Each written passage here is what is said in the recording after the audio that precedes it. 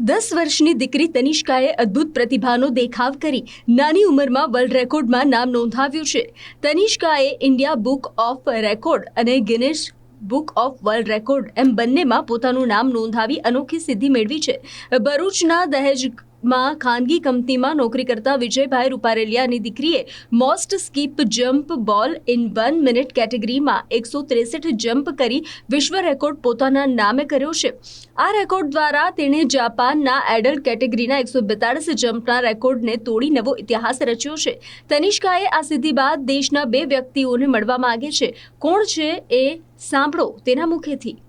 અમે આની પાછળ 3 વર્ષથી મહેનત કરતા હતા અને મારી એક ઈચ્છા છે કે હું આપણા વડાપ્રધાન શ્રી નરેન્દ્ર મોદીના આશીર્વાદ લેવા માંગુ છું અને તારક મહેતા કા ઉલ્ટા ચશ્મા શોના કેરેક્ટર જેઠાલાલ દિલીપ જોશીને મળવા માંગુ છું।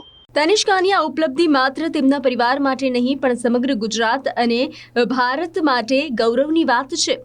10 વર્ષની ઉંમરે આટલી મોટી સિદ્ધિ ખરેખર ભરૂચની લિટલ ચેમ્પિયન તરીકે તનિષ્કા સૌ માટે પ્રેરણારૂપ બની છે।